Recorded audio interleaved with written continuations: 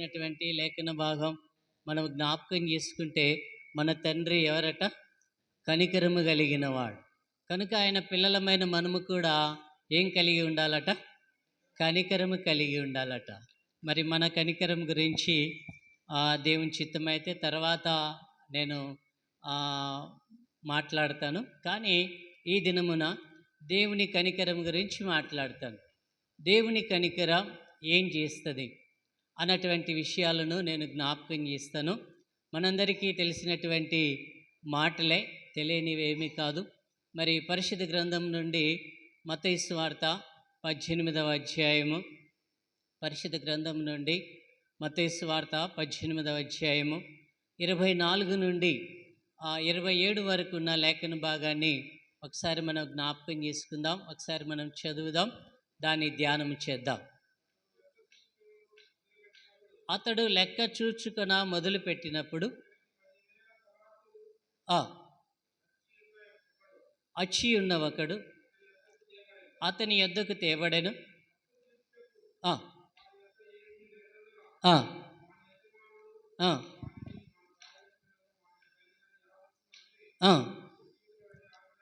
అప్పు తీర్చుడని ఆజ్ఞాపించింది. అతని ఎదుట సాగిలపడి మ్రొక్కి, నా ఎడల ఓర్చుకొనుము,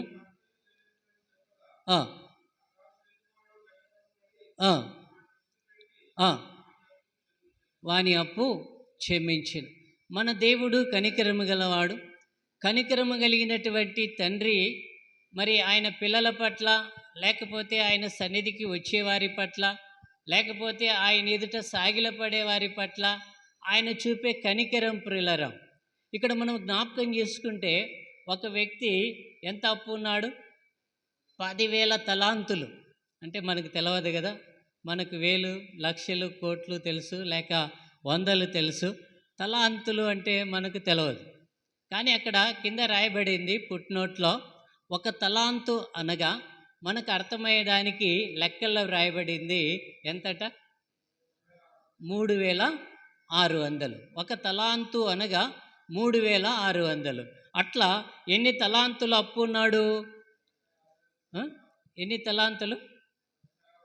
10ఏనా? 10,000 తలాంతులు. ఎన్ని తలాంతులు? 10,000 తలాంతులు. ప్రియులారా, మనం లెక్కేస్తే 10 తలాంతులకే ఎంత అవుతుంది? 36,000 అవుతుంది. 100 తలాంతులకు ఎంత అవుతుంది? 1000 తలాంతులకు ఎంత అవుతుంది? 2,000 తలాంతులకు ఎంత అవుతుంది? అట్లా 10,000 తలాంతులకు ఎంత అవుతుంది లెక్కేస్తే కోట్లలో దాటిపోతుంది. లక్షలు కాదు, కోట్లు అన్నమాట. లెక్క వేస్తే, లెక్క వేయ అవసరం లేదులే. అయితే ప్రియులారా, ఈ కోట్ల రూపాయల అప్పు క్షమించేవారు భూలోకంలో ఎవరు లేరు. ఉన్నారమ్మా? ఏదో 100, 200, 1000, 2000, 1,00,000, 2,000 అంటే మహా. కానీ కోట్ల రూపాయలు క్షమించువారు ఎవరు కూడా లేరు. ఇవ్వకున్నా బాధ లేదు, వెళ్ళిపో అని క్షమించే మనుషులు భూలోకంలో ఎవరు కూడా లేరు. కానీ ప్రియులారా, మన పరలోకపు తండ్రి ఈ కోట్ల రూపాయలు అప్పు ఉన్న ఆ యొక్క వ్యక్తి, లేకపోతే ఆ దాసుడు ఆయన ఎదుట సాగిలపడి, నా ఎడల ఓర్చుకొనుము. ఎందుకంటే ఆ యజమానుడు చెబుతున్నాడు, ఈయన్ని అమ్మండి, ఈయన భార్యను అమ్మండి, ఈయన పిల్లలను అమ్మండి. మాత్రమే కాదు, ఈయనకి కలిగిన సమస్తాన్ని, లేకపోతే ఈడు కలిగి ఉన్న ఆస్తి యావత్తును కూడా అమ్మి అప్పు కట్టమనంటే వాడు సాగిలపడుతున్నాడు, వాడు నమస్కరిస్తున్నాడు. కనుక కనికరము కలిగినటువంటి తండ్రి సాగిలపడిన, నమస్కరించిన, కనికరము చూపించమని వేడుకున్నా, లేకపోతే దయ చూపించమని వేడుకున్నా ఆ యొక్క వ్యక్తిని ఏం చేస్తున్నాడు? క్షమిస్తున్నాడు. ఏం చేస్తున్నాడు? క్షమిస్తున్నాడు. వానికి సంతోషాన్ని ఇస్తున్నాడు, వానికి సమాధానాన్ని ఇస్తున్నాడు. కనుక ఈ దినమున మనం ఎవరమైనా సరే దేవుని పాద సన్నిధికి వచ్చినటువంటి మనం కనికరము కలిగినటువంటి తండ్రి ఎదుట సాగిలపడి, మరి మనము కూడా ఎంతో రుణం ఉన్నామా లేదా? చాలా రుణం ఉన్నాం. మరి ఈ లోకంలో మనం గమనిస్తే ప్రియులారా, నీతిమంతుడు లేడు, ఒక్కడును లేడు. అందరూ పాపము చేసి దేవుడు అనుగ్రహించు మహిమను పొందలేకపోతున్నారు. ఈ మధ్య వార్తల్లో చూస్తే ఒక పెద్ద ఆయన, మరి ఆయనకి ఏమి ఆలోచనో నాకు తెలియదు, ఆయనకి ఏమి దుర్బుద్ధో నాకు తెలియదు. ఒక అమ్మాయిని హాస్టల్ నుండి ఇంటికి తీసుకొని పోకుండా ఎక్కడికి తోటలోనికి తీసుకుపోయాడు. తీసుకుపోయిన దానికి అక్కడ ఉన్నటువంటి వ్యక్తులు ఆ యొక్క దృశ్యాన్ని వీడియో తీసి ఆ సోషల్ మీడియాలో పెట్టగా వెంటనే మొత్తం ప్రపంచం అంతా వైరల్ అయిపోయింది. అతన్ని ఒక శిక్షకునిగా, లేకపోతే అతని ఒక వ్యభిచారిగా, లేకపోతే అతడు ఒక పాపం చేసే వ్యక్తిగా కొన్ని గంటల్లోనే ఏం చేశారు, పరిగణించారు ప్రియులారు. అయితే ఆ యొక్క వ్యక్తి 24 గంటలు గడవ ముందే ఏమైపోయాడు, చనిపోయాడు. ఏమైపోయాడండి, చనిపోయాడు. చెరువులో దూకి చనిపోయాడని స్టేట్మెంట్ ఇచ్చారు. ఎలా చనిపోయాడు అనేది మనకు తెలియదు. ఈ దృశ్యాన్ని లేక ఈ సన్నివేశాన్ని నేను మీకు ఎందుకు జ్ఞాపకం చేస్తున్నానంటే, ఈ లోకంలో పాపాన్ని క్షమించు వారు ఎవరు లేరు. విన్నారమ్మా? లేరు. ప్రియులారా, కనుక మన దేవుడు ఏం చేస్తాడంటే పాపాన్ని క్షమిస్తాడు. వాడు ఎంత ఘోర పాపాత్ముడైనా సరే ఆయన యొద్దకు వచ్చినప్పుడు వాని పాపమును క్షమించడానికి కనికరము కలిగిన తండ్రి మన ఎదుట ఎలా ఉన్నాడు, సిద్ధంగా ఉన్నాడు ప్రియులారా. ఇంకా బైబిల్లో మనం చదవనక్కర్లేదు, జ్ఞాపకం చేసుకుంటే ఒక యవన బిడ్డ వ్యభిచారం చేస్తూ పట్టబడి, ఒకతే చేస్తుంది వ్యభిచారం కాదు కదా, ఇద్దరు చేస్తేనే వ్యభిచారం అంటారు. అయితే ఆ రోజుల్లో పురుషుని విడిచిపెట్టారు, స్త్రీని పట్టుకున్నాడు. కానీ ఇప్పుడు కథ తారుమారైంది. స్త్రీని విడిచిపెడుతున్నారు, పురుషులను పట్టుకుంటున్నారు. అయితే ప్రియులారా, మనం గమనిస్తే ఆ పట్టబడినటువంటి స్త్రీ వ్యభిచారం చేస్తూ పట్టబడింది గనుక రాళ్లతో కొట్టి చంపాలని దేవుని వాక్యం తెలిసిన వాళ్ళే, ధర్మశాస్త్రోపదేశకులే అందరూ కూడా రాళ్ళు తీసుకొని వెంటబడుతున్న సమయంలో ఆమె ఎక్కడికి వెళ్ళలేకపోయింది. సొంత ఇంటికి వెళ్ళలేకపోయింది, బంధువుల దగ్గరికి వెళ్ళలేకపోయింది, గ్రామ పెద్దల దగ్గరికి వెళ్ళలేకపోయింది. మరి ఎక్కడికి వెళ్ళినా కూడా అవమానమే, శిక్షే. కారణం ధర్మశాస్త్రం అలా చెప్పింది కనుక ఎక్కడికి వచ్చింది ఆమె, కనికరము గల దేవుడైన యేసు ప్రభు పాదాల దగ్గరికి వచ్చింది. ఆయన పాదాల మీద పడింది. ఇక నీవే నాకు శరణం, నువ్వు తప్ప ఇక ఎవరు కూడా నా ఎడల కనికరపడరు, కనుక నా ఎడల కనికరపడని ఆయన పాదాల యొద్ద పడితే కనికరం కలిగినటువంటి దేవుడు ఆమె ఎడల కనికరపడ్డాడు. కనికరపడి ఎవరు కూడా ఆమెను శిక్షించకుండా, ఏ రాయి కూడా ఆమె మీద పడకుండా చేశాడు. చేశాడా లేదా? చేశాడు. కాపాడా లేదా? కాపాడాడు. కనికరపడ్డా లేదా? కనికరపడ్డాడు. కనికరపడ్డాడు గనుకనే ఆయన అంటాడు, ఏమంటాడంటే, అమ్మ ఎవరు నిన్ను శిక్షించలేదా? లేదు ప్రభువా అంటది.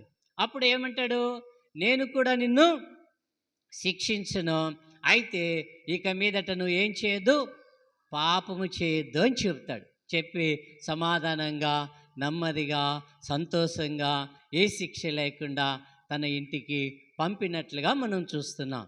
కనుక ఉదయకాల సమయంలో ప్రభు మాట చొప్పున ప్రభు పాద సన్నిధికి మన పనులన్నీ వదిలిపెట్టుకొని వచ్చినటువంటి ఆయన పిల్లలమైన మనము కూడా తెలియక లేక చెప్పకూడనటువంటి విషయాలు, దేవునికి మనకు అడ్డుగా ఉన్న దోషాలు, ఇవన్నీ ఏవైనా సరే వారు ప్రభు పాదాల యొద్ద పడి ఓర్చుకొనుము, నా ఎడల కనికరపడుము అని సాగిలపడినట్లుగా నీవు నేను ఉదయకాల సమయంలో ప్రభు పాద సన్నిధిలో సాగిలపడితే మన దేవుడు మనలను కనికరించడానికి, మన యొక్క దోషములు తొలగించడానికి, మన పాపములు క్షమించడానికి మాత్రమే కాక మన రుణములు తీర్చడానికి కూడా ఎలా ఉన్నాడు ఆయన మన ఎదుట సిద్ధంగా ఉన్నాడు. లేవా రుణాలు చాలా ఉన్నాయి, లేవా పాపాలు చాలా ఉన్నాయి, లేవా దోషాలు చాలా ఉన్నాయి, తీరవు ప్రియులారా.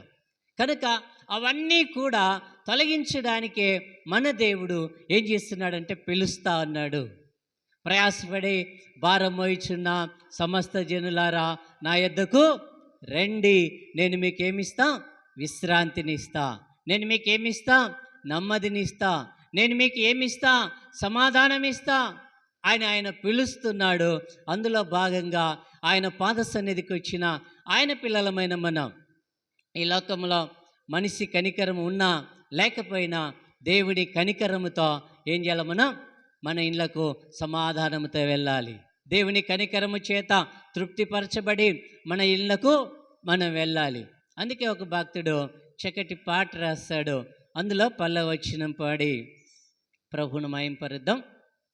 నిలువున నలిగావు ఆ సిలువలో, కరుణతో పిలిచావు ఆ కనులతో.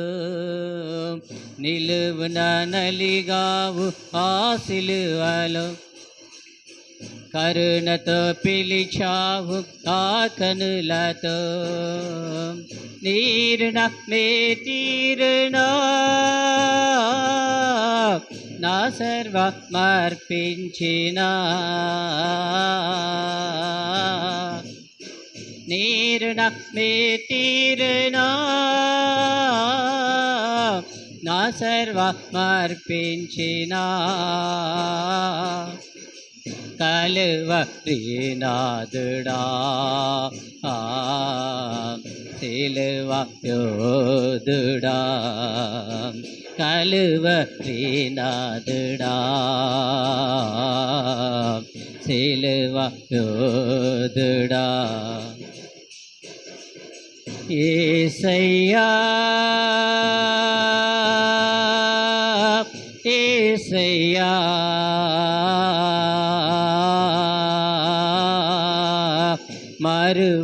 మరువలేనయ్యా నిన్ను విడువలేనయ్యా,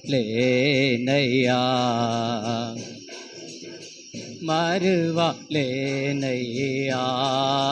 నిన్ను విడువలేనయ్యా.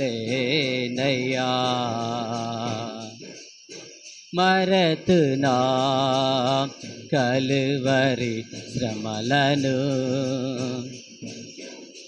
మరతునా సిలువ ప్రేమను, మరతునా సిలువ ప్రేమను, మరతునా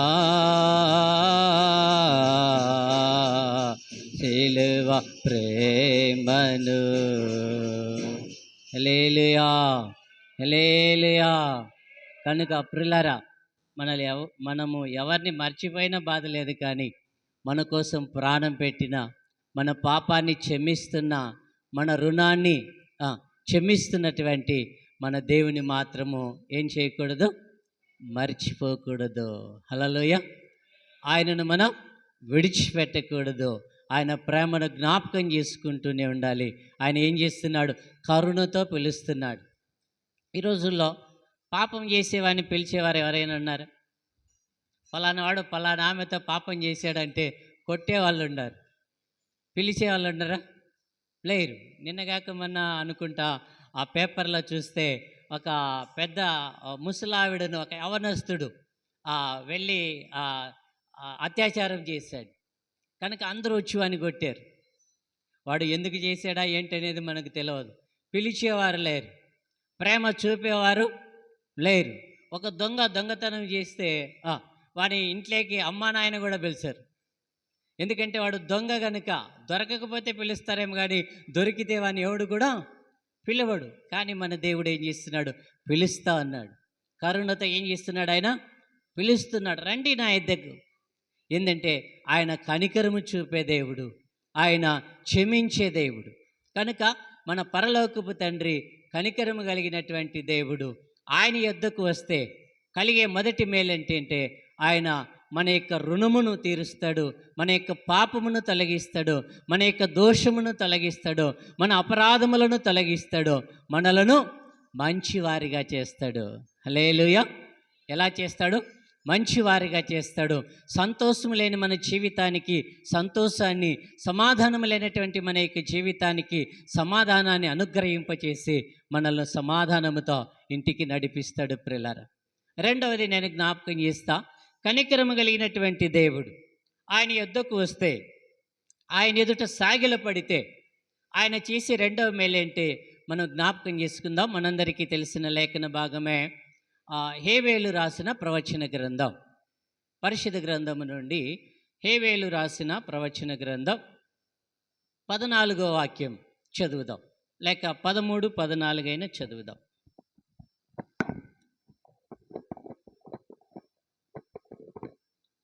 హేవేలు రాసిన ప్రవచన గ్రంథం 2వ అధ్యాయం 13, 14 వాక్యాలు చదివేవారు ఉన్నారా? తీస్తారా?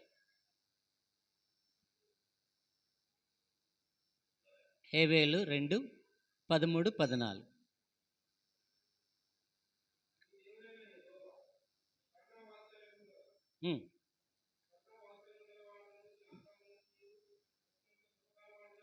ఉండి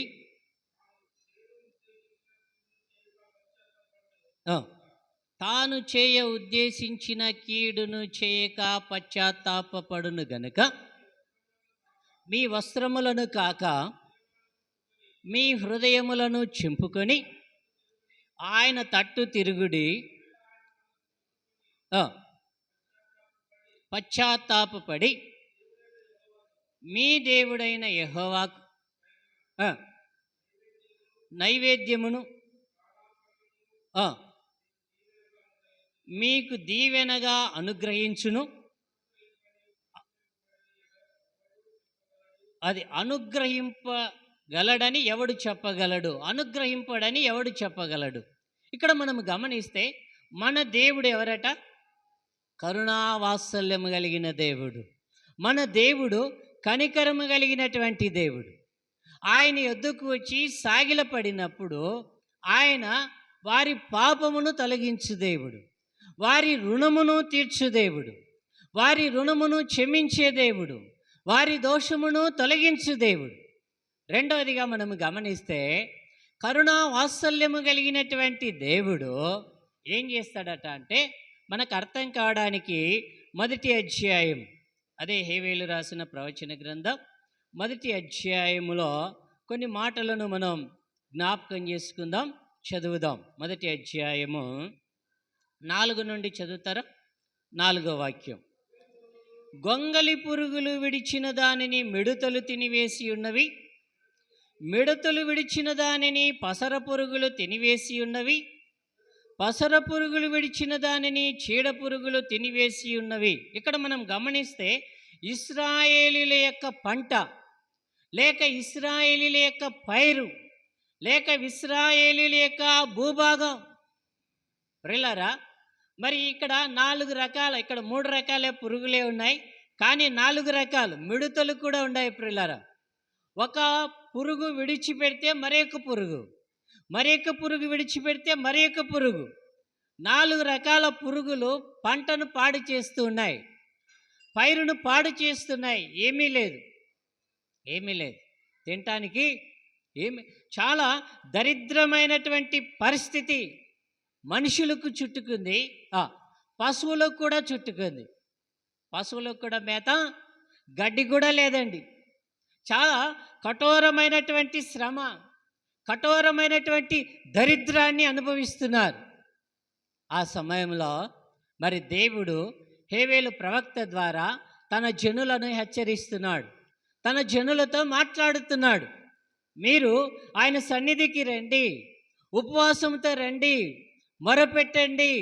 కనికరము కలిగినటువంటి దేవుడు మీ ఎడల కనికరపడతాడు. మీకు కీడు చేస్తాన్న దేవుడు పశ్చాత్తాపపడి ఆ కీడును మీకు దీవెనగా మారుస్తాడు, మిమ్మల్ని ఆశీర్వదిస్తాడు. మిమ్మల్ని ఆశీర్వదించడని ఎవడు చెప్పాడు? కనుక మీరు ఆయన ఎదుట సాగిలపడండి, ఆయన సన్నిధిలో ప్రార్థించండి అని హేవేలు ప్రవక్త ద్వారా దేవుడు మాట్లాడినప్పుడు ఆ ప్రవక్త మాటలు విని ప్రియులారా అందరూ కూడా ప్రార్థన చేస్తే, అందరూ కూడా మోకరిస్తే, అందరూ కూడా ఆయన ఎదుట సాగిలపడితే ఏం చేస్తున్నాడు? కనికరము కలిగిన దేవుడు, కరుణా వాత్సల్యము కలిగిన దేవుడు, కఠినాత్ముడు కాదు. ఏం చేస్తున్నాడు ఆయన? చదువుదాం.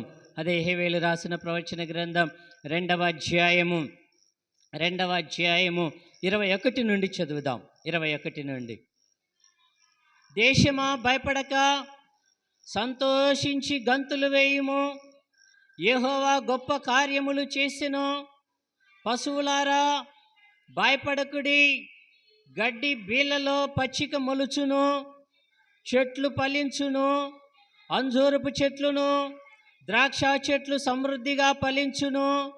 సియోను జనులారా ఉత్సహించి మీ దేవుడైన యెహోవా యందు సంతోషించుడి. తన నీతిని బట్టి ఆయన తొలకరి వర్షమును మీకు అనుగ్రహించును. వాన కురిపించి పూర్వమందు వలె తొలకరి వర్షమును కడవరి వర్షమును మీకు అనుగ్రహించును. కొట్లు ధాన్యముతో నిండును, క్రొత్త ద్రాక్షారసమును క్రొత్త తైలమును గానుగులకు పైగా పొర్లి పారును.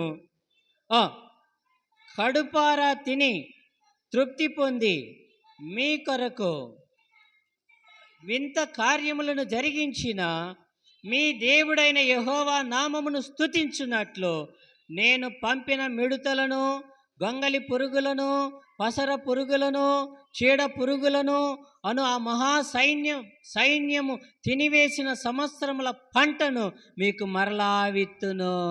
హల్లెలూయా. అది మన దరిద్రం పోతుంది. ఎక్కడికి వినా పోదు, పోతుందండి, పోదు. నేను కూడా ఒకసారి మాకున్న పరిస్థితిని బట్టి దేవుని పిల్లల ప్రేమ గలవారు కనుక ఏదైనా సహాయం చేస్తారేమో అని లేని వాళ్ళ దగ్గర ఇవ్వాలా, వాళ్ళ కాడ ఉండదని బాగా ధనవంతుల దగ్గరికి పోయి అడిగా. ఒక 20,000 అప్పు ఇవ్వండి, ఒక నెల రోజులకి ఇస్తాను, వడ్డీతో సహా ఇస్తానంటే ఆ మాటే మా కాడ ఎత్తద్దు అన్నారు. ఆయనకు నెలకు 1,50,000 జీతం. నన్ను నెలకు ఒకసారి వాక్యానికి పిలుస్తారు. వాళ్ళ చర్చిలో పాస్టర్ లేడు, నెలకు ఒకసారి వాక్యానికి పిలుస్తాడు. ఆయన భార్యకు నెలకు ₹1,00,000 జీతం. వాళ్ళిద్దరి పిల్లలకి ఒక్కొక్కడికి 4 లక్షలు, ఇంకొకరికి 5 లక్షలు జీతం. నెలకు వచ్చేసి 10 లక్షల ఆదాయం. 20,000 అడిగితే ఇలా.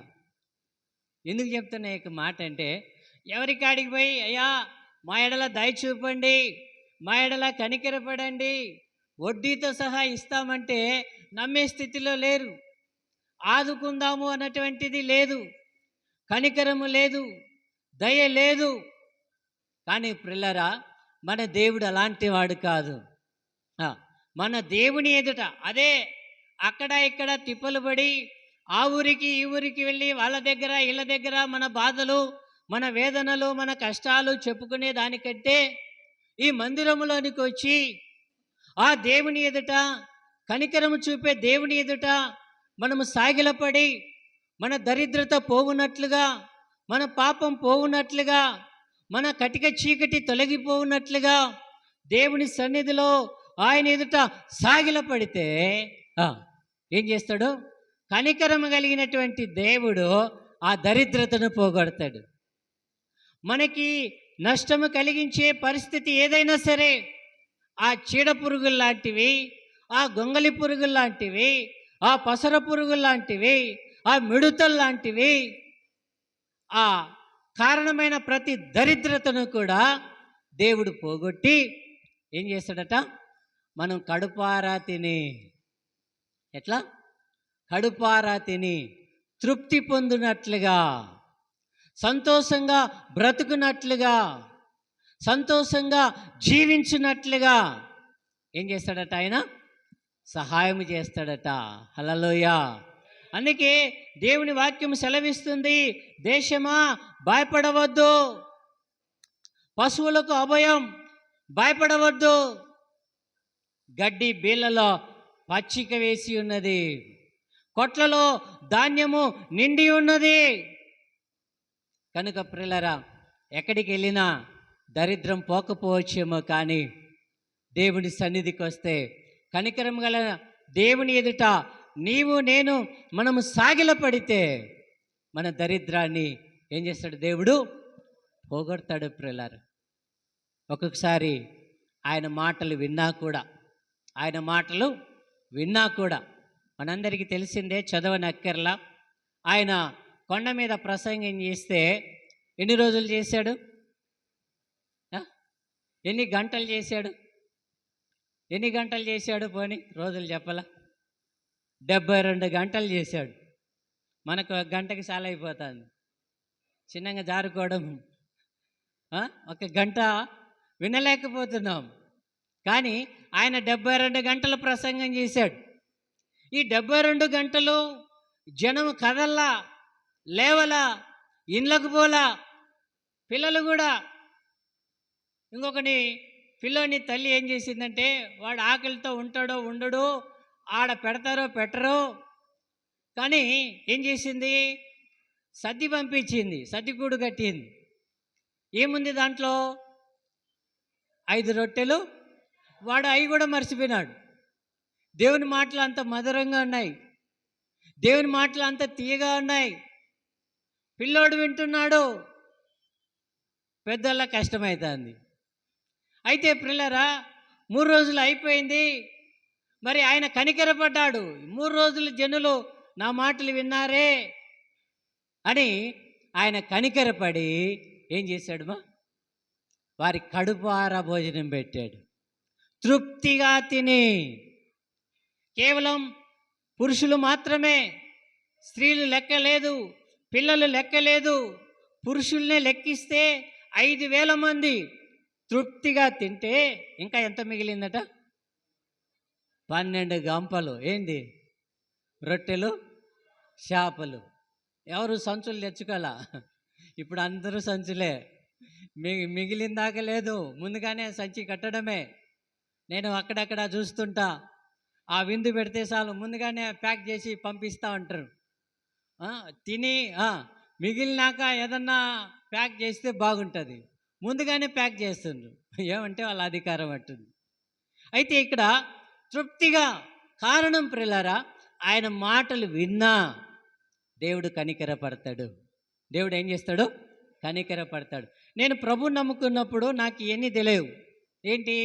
సాగిలపడేది తెలియదు, ఉపవాసం ఉండేది తెలియదు, మొరపెట్టేది తెలియదు, ఏంది తెలియదు. కానీ ఎలాంటి సమయంలో ప్రభుని నమ్ముకున్నా అంటే, చాలా దరిద్ర స్థితిలో, ఒక్క పూట సరైనటువంటి భోజనము లేనటువంటి పరిస్థితిలో ప్రభుని నమ్ముకున్న కుటుంబం కటిక దరిద్రతను అనుభవించే స్థితిలో ప్రభుని నమ్ముకున్న నాకు తెలిసింది ఒకటి ఏంటంటే, కూర్చొని వినడమే, మిగతాది ఏమీ తెలియదు. అది ఏమి వింటున్నానో కూడా అది కూడా తెలియదు. అయినా కూడా విన్నవారి మీద కూడా దేవుడు ఏం చేస్తాడట? కనికరపడతాడు. ఏం చేస్తాడు? కనికరపడతాడు. ఆయన సన్నిధిలో కూర్చొని నువ్వు నేను విన్నా కూడా దేవుని కనికరం మన మీదకి వచ్చి మనకు తృప్తికరమైన భోజనం, లేమి అనేది తొలగించబడుతుంది. దేవుడు మన అక్కర్లు తీరుస్తాడు. ఆ దరిద్రం ఎట్లా పోయిందండి. అప్పులు, ఒక పూట సరైన భోజనం ఉండేది కాదు. ఎంత మా ఇంట్లో నలగరం పనిచేస్తున్నా సంచి చినిగిపోయింది. స్టోర్ బియ్యం, నెలాపొద్దు స్టోర్ బియ్యం కొనడానికి కూడా శక్తి లేనటువంటి పరిస్థితి. కానీ ప్రియులారా, ఈరోజు కనికరము గల దేవుని ఆశ్రయించుట ద్వారా, ఆయన సన్నిధిలో గడుపుట ద్వారా, ఆయన మాటలు వినుట ద్వారా, ఆయన చెప్పింది చెప్పుట ద్వారా, ఇంట్లో ఇప్పుడు మేము నలుగురు ఉన్నాం. ఎవరు ఏ పనికి పోయినా, పనికి పోకపోయినా దేవుడు పోషిస్తున్నాడు సమృద్ధిగానే, లేమిలో కాదు. కనుక ఆయన అంటాడు, కనికరము కలిగినటువంటి దేవుని సన్నిధికి వస్తే రెండవ మేలు, వారి దరిద్రము తొలగిపోతుంది. వారికి కడుపారా తినేటట్లుగా దేవుడు వారికి సహాయము చేస్తాడు. హల్లెలూయా, హల్లెలూయా. అయ్యా మాకు పొలము లేదు, మాకు పైరు ఎట్లా అంటే, ఆయన ఎక్కడి నుండి అయినా సహాయం చేయడానికి శక్తి కలిగిన దేవుడు ప్రియులారా. మరి ఈరోజు ఆదివారం చాలామంది చికెన్ కొట్టుకు, మటన్ కొట్టుకు పరుగులు తీస్తారు. కానీ దేవుడు తన పిల్లలకి మాంసం కావాలంటే ఎక్కడి నుండి రప్పించాడు? సముద్రము నుండి, మీరన్నట్టు కాకుల నుండి కూడా రప్పించాడు. ప్రతి రోజు మాంసమే. ఇప్పుడు ఆదివారం ఒక్కరోజే కాదు, ఏలియాకు కాకి ద్వారా ప్రతిరోజు 2 పూట్ల మాంసము, 2 పూట్ల రొట్టెలు. కానీ తన పిల్లలు వేల మంది ఉన్నారు. వారికి సముద్రము నుండి పూరేళ్లను వారి మధ్యలోనికి నడిపించినట్లుగా దేవుని వాక్యములో మనము చూస్తున్నాం. అయితే మనము చేయవలసింది ఒక్కటే, కనికరము కలిగిన దేవుని సన్నిధికి రావాలి. ఆయన ఎదుట సాగిలపడాలి. ఆయన పాద సన్నిధిలో కూర్చోవాలి. ఆయన యొక్క మాటలు శ్రద్ధగా వినాలి. హల్లెలూయా. వినేవాళ్ళు కొంతమంది ఉన్నారు. ఇంకా ఏం చేస్తారు? ఇంట్లో నిద్ర వస్తుందో రాదో తెలియదు. ఏడొస్తుంది మా ఇంట్లో నిద్ర? ఆ బాధ, ఈ బాధ, ఆ వేదన, ఈ వేదన. మందిరంలో చల్లగా ఎట్లా వస్తుంది? చల్లగా వస్తుంది నిద్ర కదా. సంపూర్ణమైన నిద్ర, సంపూర్ణమైన ఆరోగ్యం, సంపూర్ణమైన ఆశీర్వాదం. హల్లెలూయా. దరిద్రత అంతా కూడా తొలగించబడుతుంది. శాపం అంతా తొలగించబడుతుంది. వేదన అంతా కూడా తొలగించబడుతుంది. మన దేవుడు ఏం చేస్తాడంటే ఆకాశము నుండి ఏం చేస్తాడు? ఆయన ఆశీర్వదిస్తాడు. హల్లెలూయా. ఎట్లా? ఆకాశము నుండి ఆశీర్వదిస్తాడు. అందుకే భక్తుడు పాట రాశాడు. 12వ వచనం పాడి ప్రభుని మాయంపరుద్దాం. ఆకాశమందుండి ఆశీర్వదించితివి, అభాగ్యుడనైన నేను కనికరింపబడి తిని. ఆకాశమందుండి ఆశీర్వదించితివి, అభాగ్యులమైన మేము కనికరింపబడితిమి. నీలో నిలుచుటకు, బహుగా ఫలించుటకు నూతన కృపలతో నన్ను నింపుచున్నావు. నీలో నిలుచుటకు నూతన కృపలతో మము నింపుచున్నావు. ఆరాధ్యుడా యేసయ్యా, నీతో నా అనుబంధం మాధుర్యమే. ఆరాధ్యుడా యేసయ్యా, నీతో నా అనుబంధం మాధుర్యమే. నీతో నా జీవితం సంతోషమే. నీతో నా అనుబంధం మాధుర్యమే. నీతో నా జీవితం సంతోషమే. నీతో నా అనుబంధం మాధుర్యమే. హల్లెలూయా, హల్లెలూయా. ఈ లోకంలో ఎవరితో జీవితం సంతోషంగా ఉండదు. భార్యతో అయినా, భర్తతో అయినా, పిల్లలతో అయినా, తల్లిదండ్రులతో అయినా, ఎందుకంటూ చేసుకుంటున్నా, ఈమంటే ఎందుకంటూ అని ఆయనంటే, ఏ కుటుంబంలోనైనా ఉందా లేదా? కనుక ప్రియులారా, ఎవరితో మరి జీవితం సంతోషం? మన దేవునితోనే. ఆయన కనికరం గల దేవుడండి. ఆయన క్షమిస్తాడు. నువ్వు తప్పు చేస్తే నాది తప్పు అంటే ఆయన క్షమిస్తాడు. కానీ భర్త క్షమించలేడు. భర్త క్షమించలేడు. ఒకసారి మేము వేంపల్లి దగ్గర ఒక పల్లెలో సువార్త చేస్తూ ఉంటే అక్కడ మాకు ఒకరు చెప్పారు, అయ్యా వీడు సామాన్యుడు కాదు. ఏమంటే తన భార్య తల నరికి ఆ తలకాయ తీసుకొని పోలీస్ స్టేషన్ పోయినాడు. ఏమంతా అని అడిగితే చెప్పాడు, వాళ్ళ భార్య పొలం పనికి పోయి ఆ వేరుశెనకాయ కట్టె పీకడానికి పోయి అక్కడ తన ప్రియుడు వచ్చింటే ఆ ప్రియుని కలవడానికి పోయిందట. వీడు చూపెట్టుకున్నాడు ఎప్పుడు దొరుకుతుందా అని. చూసినాడు, కొట్టి రూములో పెట్టి కత్తి కోసం వచ్చినాడట. అప్పుడు వాడు ప్రియుడేమో తప్పించుకున్నాడు. ఆమె భర్త కాళ్ళ మీద పడి, ఇక ఎప్పుడు ఈ తప్పు చేయను, ఇక ఎప్పుడు ఈ పాపం చేయను, నన్ను క్షమించని, ఎంత కాళ్ళ మీద పడినా ఇరసకుండా తలకాయ నరికి తల తీసుకొని స్టేషన్ వినాడు. ఆ ఊరోళ్ళు చెప్తున్నారు ఆయన చూపించి, వీడు సామాన్యుడు కాదయ్యా, ఈయన మార్పు కోసం ప్రార్థన చేయండి అని చెప్తున్నారు. సొంత భర్తే తన భార్యను క్షమించలేనటువంటి పరిస్థితి, తలకాయ తీసుకొని పోయాడు. కానీ మన దేవుడు, మనము ఎంత ఘోర పాపాత్ములమైనా సరే మనల్ని క్షమించడానికి, మనలను ఆనందింపజేయడానికి, మనలను సంతోషింపజేయడానికి, మన పాపమును తొలగించడానికి మన ఎదుట ఉండి పిలుస్తున్నాడండి.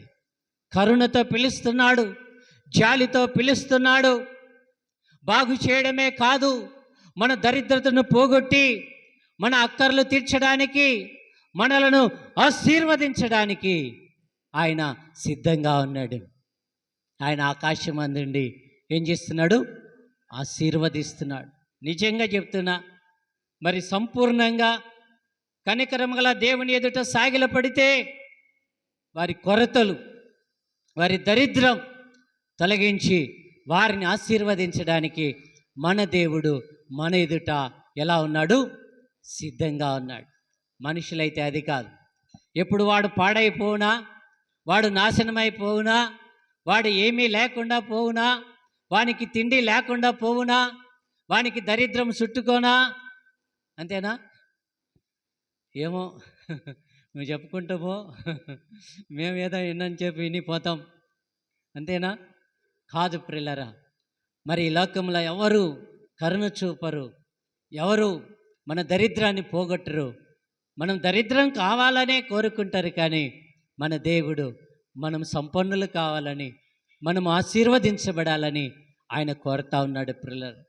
మూడో మాట చెప్పి నేను ముగిస్తా. మూడోదిగా, కనికరము కలిగినటువంటి దేవుడు ఏం చేస్తాడంటే, ఈ లోకములోనే కాకుండా ఈ లోకాన్ని విడిచిన తర్వాత ఆయన యొక్క రాజ్యాన్ని కూడా ఇవ్వడానికి సిద్ధంగా ఉన్నాడు. ఏమి ఇవ్వడానికి మా? ఆయన రాజ్యాన్ని. ప్రిల్లరా, భూలోకంలో మనమున్నాం. భూలోకములో మనము కన్ను మూయగానే ఎక్కడ? పరలోకములో కన్ను తెరవాలి. ఎక్కడ తెరవాలి? పరలోకములో కన్ను తెరవాలి. మరి ఆ యొక్క పరలోకం మనం వెళ్ళాలి అంటే ఒకటే మార్గం. ప్రభు అన్నాడు, నేనే మార్గం, నేనే సత్యం, నేనే జీవం, నా ద్వారానే మీకు పరలోకం, నా ద్వారానే మీకు మోక్షం.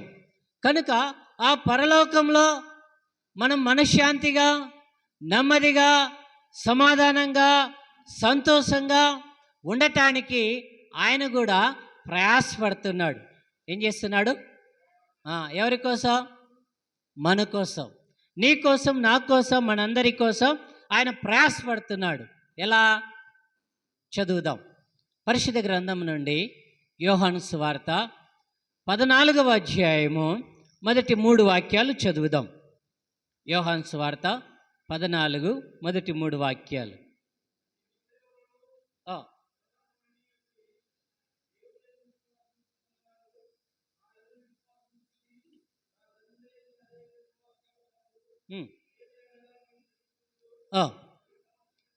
మీకు స్థలము సిద్ధపరచ వెలుచున్నాను, నేను వెళ్ళి నేనున్న స్థలములో మీరును ఉండులాగున మరలా వచ్చి నా యొద్ద నుండుటకు మిమ్మల్ని తీసుకొని చాలు. తర్వాత మీరు చదవండి, ధ్యానం చేయండి. ఇంటికి వెళ్ళి మళ్ళీ ఈ బైబిల్ ఏడబెడతారో మళ్ళీ ఎప్పుడు ఎతుకుతారు? అందరూ కాదులే, కొంతమంది. మళ్ళీ ఆదివారం ఒక పక్క టైం అవుతుంటుంది, ఒక పక్క ఈ బైబిల్ కనపడదు. ఎక్కడుంటుందో ఏడబెట్టింది మనకు తెలిస్తే కదా. కనుక అట్లా కాకుండా ఇంటికి పోయినాక చదవండి, ఇంటికి పోయినాక ధ్యానం చేయండి. ఇక్కడ మన కోసం దేవుడు కష్టపడుతున్నాడు, మన కోసం దేవుడు ప్రయాసపడుతున్నాడు, మన కోసం ఆయన ఏం చేస్తున్నాడు? ఇల్లు కడతా ఉన్నాడు. ఈ భూలోకంలో ఎన్ని లక్షల కోట్లు ఖర్చు పెట్టి ఇల్లు కట్టినా అది మంది కాదు. మంది అవుతుందా? మంది కాదు. దాన్ని విడిచిపెట్టి పోవాలి. ఈ లోకంలో కొంతమంది ధనవంతులైన వారు దిక్కు తెలియకుండా ఇల్లు కడుతుండ్రు, కానీ ఏ ఇంటిలో కాపురం చేయాలనో వాళ్ళకే తెలియదు, ఏ ఇంట్లో ఉండాలో కూడా వారికి తెలియదు.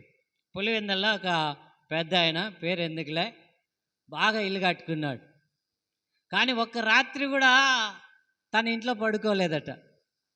బెడ్రూమ్ అంత అద్భుతంగా ఉందంట. నేనైతే చూడలా, పోవడానికి అవకాశం లేక పోవాలనేది కూడా నాకు లేదు. పోవాలనుకుంటే పోవచ్చు, కానీ కారణం ఏంటంటే అక్కడ ఒక వంట మనిషి ఉంది. ఆమె తెల్లారి వాళ్ళు అయితే ప్రభువుని నమ్ముకొని మందిరానికి వస్తారు. ఇప్పుడు కూడా ఆమె చెప్పింది, అయ్యా ఒక్క రోజు కూడా పండుకోలేదయ్యా ఈ రూమ్లో. ఆయన పండుకోకుండానే పోయినాడు. అంత లక్షలు పెట్టి, కోట్లు పెట్టి ఇల్లు కట్టిస్తే ఆ ఇంటిలో ఉండడానికి లేదు. కనుక ఈ భూలోకంలో ఆయనే కాదు, మనం ఎవరమైనా ఎన్ని లక్షలు ఎన్ని కోట్లు ఖర్చు పెట్టి ఇల్లు కట్టినా అవి మనవి కావు. అవి మనతో ఉన్నా మనమే వాటిని విడిచిపెట్టిపోవాలి. పోవాలా లేదా? ఎవరైనా సరే, ఎంతటి వారైనా సరే ఆ ఇల్లు విడిచిపెట్టి పోవాలి ప్రియులారా. కనుక దేవుడు మన కోసం శాశ్వతంగా ఒక ఇల్లు కడుతున్నాడు. ఆ ఇంటిలోనికి వెళ్ళటానికి ఏం చేయాలి? మనం సిద్ధపడాలి. ఆ ఇల్లు ఊరకనే రాదు. ఆ ఇంటి కోసం ప్రయాసపడాలి. ఆ ఇంటి కోసం ఏం చేయాలా? ప్రయాసపడాలి. చూడండి, ఆ ఇల్లు ఇక్కడ ఒక ఆయన సింపుల్గా సంపాదించుకుంటున్నాడు. మన తిన్న వారాలు, నెలలు, సంవత్సరాలు మందిరానికి రాలా, మనవలే అనేక బోధలు, అనేక మంది దైవ జనుల ద్వారా వాక్యము వినలా. ఆయన విన్న ఒకే ఒక ప్రసంగం, ఒకే ఒక మాట, చాలా లేవు. ఈరోజు ప్రసంగంలో నేను 3 మాటలు చెప్తున్నా, కానీ ఆయన విన్న ప్రసంగంలో ఒకే ఒక మాట. ఏంటి ఆ మాట? మనందరికీ తెలుసు. తండ్రి, వీరేమి చేయుచున్నారో వీరు ఎరుగరు గనుక వీరిని క్షమించుము. అదే ప్రసంగం. అదే మొదటిగా వినడం, అదే మొదటిసారి దేవుని వాక్యం వినడం, అదే మొదటిసారి యేసు ప్రభు నోరారా పలికిన మాట వినడం. ఆ మాటే తన హృదయాన్ని మార్చివేసింది. ఆ మాటే తన జీవితాన్ని మలుపు తిప్పింది. వెంటనే మారు మనసు పొందాడు. బాప్తీసం అనుభవం లేదు, బాప్తీసం తీసుకోవటానికి అవకాశం లేదు. కారణం, యేసు ప్రభుతో పాటు ఆయన కూడా సిలువలో ఉన్నాడు. ఎక్కడ? సిలువలో ఉన్నాడు. దిగటానికి లేదు, బాప్తీసం తీసుకోవటానికి అవకాశం లేదు. ఆయన ముందు ఉండేది మరణమే. ఆ టైంలో కనికరం కలిగిన దేవుని ఎదుట ఆయనను చూచి ఆయనను వేడుకుంటున్నాడు. ఆయన ఎదుట సాగిలపట్టానికి లేదు, కానీ ఆయన సహాయం కోరుకుంటున్నాడు. ఏం కోరాడు? మళ్ళా గుడ్ ఫ్రైడే రాని అయ్యా చెప్తా ఉంటారా? గుడ్ ఫ్రైడే అప్పుడే కదా ఈ గుర్తొచ్చేది. ఏం కోరాడు? తండ్రి, నీ రాజ్యముతో వచ్చినప్పుడు నన్ను జ్ఞాపకం చేసుకో. నేను నీతో ఉండాలి, నేను నీ రాజ్యములో ఉండాలి. ఇక్కడ ఎక్కడ ఉన్నా ఉపయోగం లేదు, ఇక్కడ ఎక్కడున్నా నెమ్మది లేదు, సమాధానము లేదు, సంతోషం లేదు. నీ రాజ్యములో ఉండాలయ్యా, నాకు చోటి అయ్యా. అంతేనా? ఇంకేమన్నా ఉందా? నన్ను బ్రతికేయ్యా, ఒక అవకాశమే అయ్యా, భార్యను చూడాలయ్యా, బిడలను చూడాలయ్యా అన్నాడా? లేదు. నీ రాజ్యముతో వచ్చినప్పుడు నన్ను జ్ఞాపకం చేసుకో, నేను నీ రాజ్యములో ఉండాలి. నీ రాజ్యము నెమ్మది కలిగిన రాజ్యము, శత్రువులను క్షమించే రాజ్యము, హింసించే వారి క్షేమాన్ని కోరే రాజ్యము ఎక్కడ చూడలేదయ్యా. కనుక నీ రాజ్యము నాకు కావాలి. ఆయన రాజ్యం వెళ్ళాలంటే ఒకటే మార్గం, యేసే మార్గం. ఆయన మనం అడగాలి. ఆ కనికరం కలిగిన దేవుని మనం అడగాలి.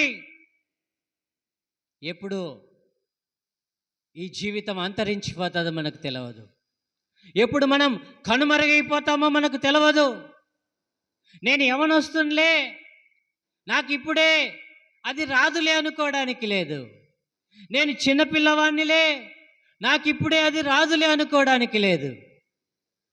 ఈ మధ్య కొన్ని నెలలు కూడా జరగల కడపలో ఒక ఆమె సేవ చేస్తుంది, సేవకురాలు. ఆమె భర్త సరిలా అంటే ఆయనకు మాట్లాడేది రాదు, ఆయనకు వినేది రాదు. అంగవైకల్యం, మూగవాడు, చెవిటివాడు. సరే, దేవుని బట్టి పెళ్లి చేసుకుంది. దేవుడు చక్కటి కుమారుని ఇచ్చాడు, బాగున్నాడు కుమారుడు, యవనస్తుడు. ఇంకా కొన్ని నెలలుంటే 20 సంవత్సరం పడుతుంది. అంతలోపే నెల్లూరు దగ్గర బైక్ యాక్సిడెంట్లో చనిపోయాడు, యవనస్తుడు.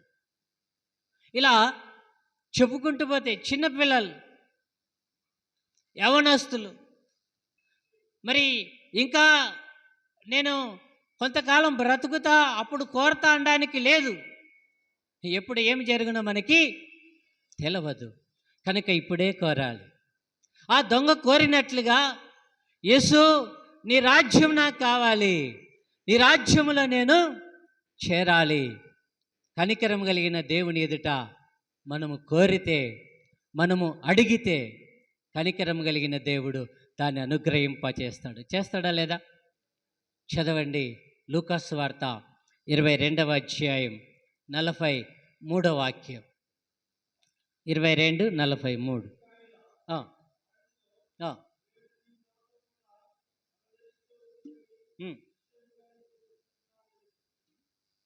చాలు. మనం గమనిస్తే అందుకు ఆయన ఏం చేస్తున్నాడు?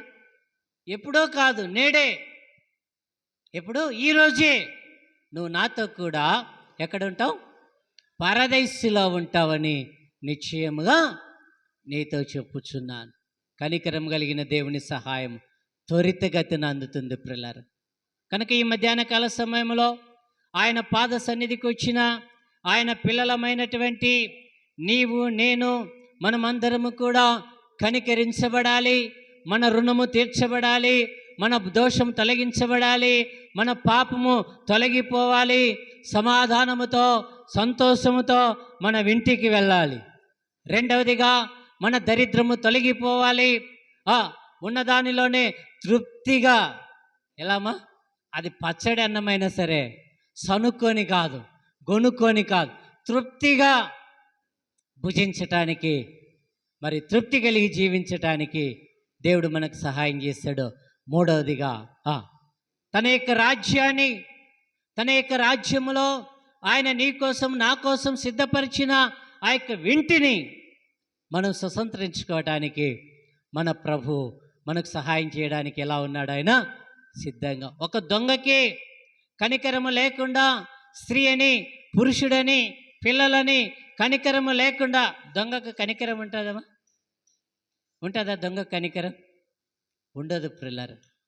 మా ఊరు దగ్గరలో ఒక దొంగ పొలంలో పని చేస్తుంటే ఆమె కమ్మల కోసం, దేనికోసం? ఆమె చెవులో గొలుసులు ఏమి వేసుకోవాలా, కమ్మలు తీలా. కొంతమందికి అదొక ప్రేమ, కమ్మలు తీరు. నిన్నను మనను చూస్తే హాస్పిటల్కి వెళ్ళేప్పుడు కూడా ఈ చేతికి బంగారు గాజు, అది 4 తులాలు ఉందంట, తీలేదా ఆమె. హాస్పిటల్కి పోయింది, అక్కడే చచ్చిపోయింది. ఆ అంబులెన్స్లో ఆ శవాన్ని తీసుకుపోతుంటే ఆ డ్రైవర్ కన్ను దాని మీద పడిందంట. ఇంకా ఉన్నిచ్చాడా? వాడు తీసుకున్నాడు. మరి శవం ఇంటికి పోయింది. ఆ కార్యక్రమాలు జరుగుతున్నప్పుడు ఎవరో అన్నారు, ఆమె చేతికి బంగారు గాజు ఉంది ఎక్కడ అని. వాళ్ళని వీళ్ళని అడిగి ప్రశ్నిస్తే కేసు పెడితే లాస్ట్కి అంబులెన్స్ డ్రైవర్ దగ్గర ఆ గాజు దొరికింది. దానికోసం వాడు ఇప్పుడు జైల్లో ఉన్నాడు. మరి ఇక్కడ ఈ దొంగ ఆ కమ్మల కోసం ఆ పొలంలో పనిచేస్తున్న మరి ఆమెకి వెనకాల నుండి వెళ్ళి ఏమంటారు, పేడ, ఆ పేడకాడి తీసుకొని ఆమె నోట్లో పెట్టి ఆమె అరసకుండా ఆమెను చంపి కమ్మలు ఎత్తుకొని పోయినాడు. ఏమొస్తుంది కమ్మలు అమ్మితే? ఒక 50,000 వస్తుందా? దొంగకు కనికరం ఉండదు, దొంగకు జాలి ఉండదు. కొన్ని నెలల క్రితం ఓ చిన్న పాప వారి పాపతో ఆడుకోవడానికి వాళ్ళ ఇంటికి వెళ్తే ఆ భార్య పిల్లలు ఇంటికి వెళ్ళిపోయారు, వాళ్ళ ఊరు వెళ్ళిపోయారు. వాడొక్కడే ఇంట్లో ఉన్నాడు. ఆ పిల్ల ఆడుకోవడానికి లోపలికి వస్తే ఆ పిల్ల చెవుకు పోగులు ఉన్నాయంట. ఆ ముక్కులు గుట్టడం, చెవులు గుట్టడం, అవి బూడిపోకుండా పెడతారట. నాకు కూడా మా వాడు అంటాడు, నాకు ఆ పని చేశారు పెద్దలు. ఆ పోగుల కోసం ఆ అమ్మాయిని వాడు దిండుతో చంపి ఆ పోగులు తీసుకొని ఆ అమ్మాయిని 2 భాగాలుగా చేసి సూట్ కేసులో పెట్టుకొని ఊరు వెళ్ళినట్టు వెళ్ళిపోయి వాడు కూడా చిక్కాడు, వాడు కూడా జైల్లో ఉన్నాడు. దొంగకు కనికరం ఉండదు, దొంగకు జాలి ఉండదు. అలాంటి దొంగే మారిపోయి దేవుని కనికరం కోరుకుంటే, దేవుని జాలిని కోరుకుంటే, ఆ దొంగే దేవునితో పరదేశంలో నెమ్మదిగా ఉంటే మనకంత లేదు కదా, మనమంత కఠినాత్మలం కాదు కదా. మరి మనం కూడా ఆ కనికరం కలిగిన దేవుని ఎదుట సాగిలపడి ఆయన రాజ్యాన్ని కోరుకుంటే నిశ్చయముగా ఆయన నీకు నాకు మనకు ఆ రాజ్యాన్ని ఇవ్వడానికి ఎలాగున్నాడు? ఆయన సిద్ధంగా ఉన్నాడు. అందుకే భక్తులు పాటలు రాశారు ప్రిల్లరా. అందులో పల్లెవచనం పాడి ప్రభునామాన్ని మహింపరుద్దాం. క్రీస్తువా నా ప్రియ నాయకుడా, నీరాక ఏ క్షణమో, క్రీస్తువా మా ప్రియ నాయకుడా, నీరాక ఏ క్షణమో, నా కన్నెత్తుడా చుటకు నన్నాదరించుటకు, మా కన్నెత్తుడా చుటకు మమ్మాదరించుటకు, మా యేసువా మేఘములపైన వేవేగ ప్రారంభ, మా యేసువా మేఘములపైన వేవేగ ప్రారంభ, క్రీస్తువా నా ప్రియ నాయకుడా, నీరాక ఈ క్షణమో, క్రీస్తువా నా ప్రియ నాయకుడా, నీరాక ఈ క్షణమో, సూర్యచంద్ర తారల దాటి పరదేశిలో, సూర్యచంద్ర తారలనే దాటి పరదేశిలో, ఆస్ఫటిక నది తీరానా ఆజీవపు వృక్ష నీడలో, ఆస్ఫటిక నది తీరానా ఆజీవపు వృక్ష నీడలో, నిత్యమైన నివాసం చేయుటకు వేచి ఉందున్, నిత్యమైన నివాసం చేయుటకు వేచి ఉందుం, క్రీస్తువా నా ప్రియ నాయకుడా, నీరాక ఈ క్షణమో, క్రీస్తువా మా ప్రియ నాయకుడా,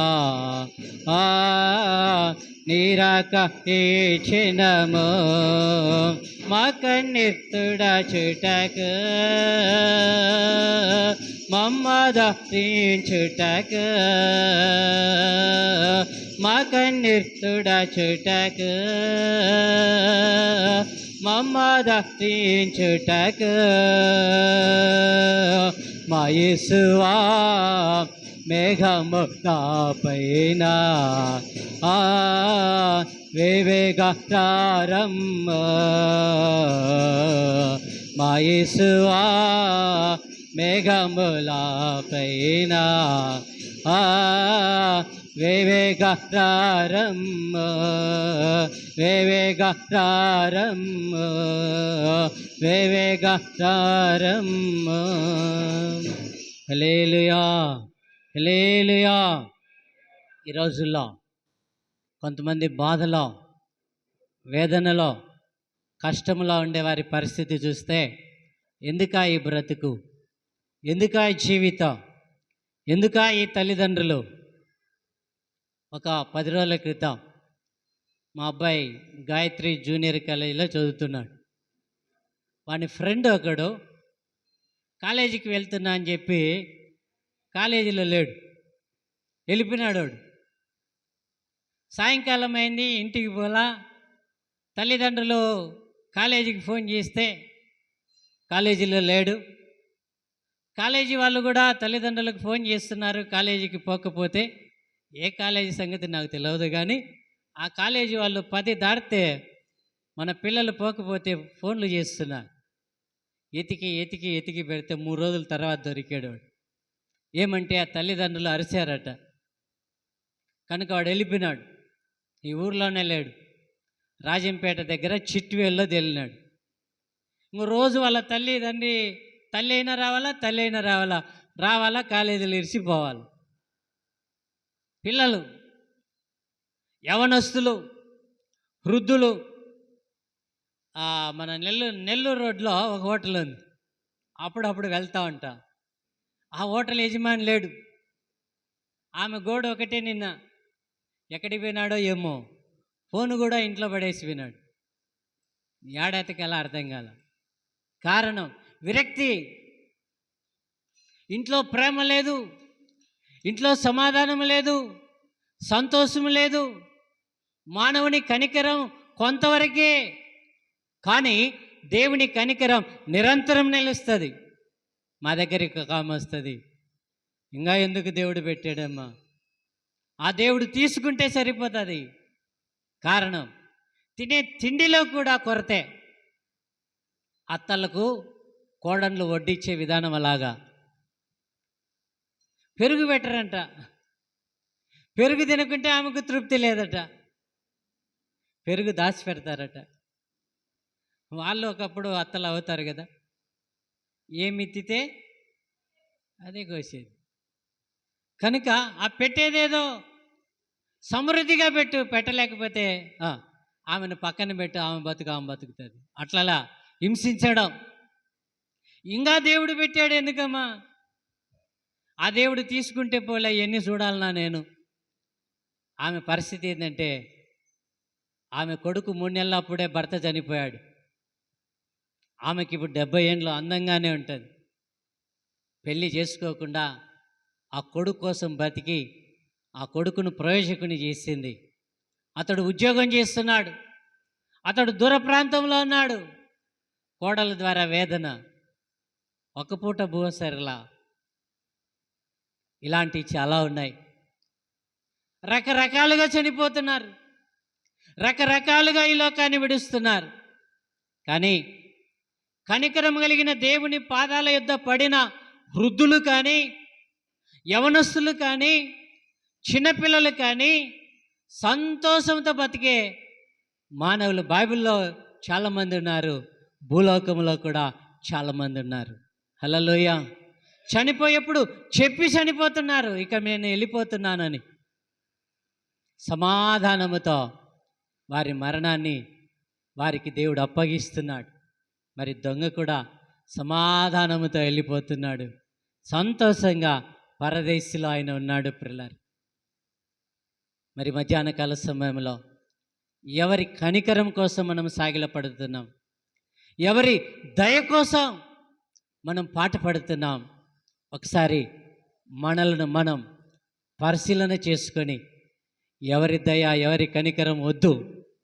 కనికరం కలిగిన దేవుని దయ, ఆయన కనికరం అంటే ఎక్కడున్నా, ఏ ప్రాంతంలో ఉన్నా, ఏ స్థలంలో ఉన్నా నెమ్మదిగా ఉంటాం, సంతోషంగా ఉంటాం. మన కొరతలు తీర్చబడతాయి, మన దరిద్రం తొలగిపోతుంది, మన పాపము తొలగిపోతుంది. ఈ లోకంలో కన్ను మూయగానే పరలోకంలో కన్ను తెరవటానికి ఏవేవి దాటుకొని పోతాం? నాకు పాడిన పాట, సూర్య చంద్రులను దాటుకొని పోతాం, ఆకాశాలు దాటుకొని పోతాం. ఆ స్ఫటిక నది తీరాన మానవుడు కోల్పోయినటువంటి ఆ జీవపు వృక్ష నీడలో సంతోషంగా సమాధానంగా ఆ పరదేశంలో ఉండటానికి దేవుడు మనకు సహాయం చేస్తాడు. కనుక కరుణగల దేవుని మందిరములో మరి సాగిలపడదాం, ఆయనకు మొరపెట్టుకుందాం, మన దరిద్రతను తొలగించుకుందాం, తృప్తిగా బ్రతుకుదాం, తృప్తి కలిగిన పరలోక రాజ్యాన్ని స్వతంత్రించుకుందాం. అట్టి కృప ఆ దేవాది దేవుడు ఆయన పిల్లలమైన మనందరికీ అనుగ్రహింపచేసి నడిపించునుగాక. చిన్న ప్రార్థన చేసి ముగిస్తా. మహాపరిశుద్ధుడైన మా ప్రియ పరలోకపు తండ్రి, గనుడవైన మా గొప్ప దేవ, మీ పరిశుద్ధ నామములో మీ దాసుని ఆహ్వానం మేర అయా నీ జనులకు ఈ రీతిగా వాక్యం చెప్పుటకు మీరు చూపిన కృప కొరకే స్తోత్రములు చెల్లిస్తున్నా. మీరు కనికరం కలిగిన తండ్రివి నాయన. మీ కనికరము ఎలాగో నాయన 3 విధాలుగా మేము జ్ఞాపకం చేసుకున్నాం. మీ కనికరం మా పాపాన్ని తొలగించేది, మీ కనికరం మా రుణాన్ని క్షమించేది నాయన, మీ కనికరం మా దరిద్రతను పోగొట్టేది, మీ కనికరం మాకు నీ రాజ్యాన్ని ఇచ్చేది. పొందుకోవటానికి మమ్మల్ని అందరినీ అర్హులుగా చేయమని మేము కూడా తండ్రి మరి నాయన అప్పు ఉన్న దాసుడు సాగిల పడినట్లుగా, కరువులో ఉన్న ఇశ్రాయేలు నీకు మొరపెట్టినట్లుగా నాయన, మీ కనికరం కోసం సిలువలో దొంగ నాయనా నీ దయ కొరకు కనిపెట్టినట్లుగా మేము కనిపెట్టి వారు పొందుకున్నట్లుగా మేము కూడా పొందుకొని సంతోషంగా బ్రతకటానికి మీరే కృప చూపి మీ నామానికి మహిమ తెచ్చుకున్నామని విన్నా నాయనా. నీ వాక్యమును మా హృదయంలో పదిలము చేసుకుని రాని వారికి తెలియని వారికి చెప్పటానికి మమ్మలను బలపరిచి వాడుకొనమని యేసయ్య నామమున ప్రార్థన చేసినాము తండ్రి. ఆమెన్. అందరికీ వందనాలు.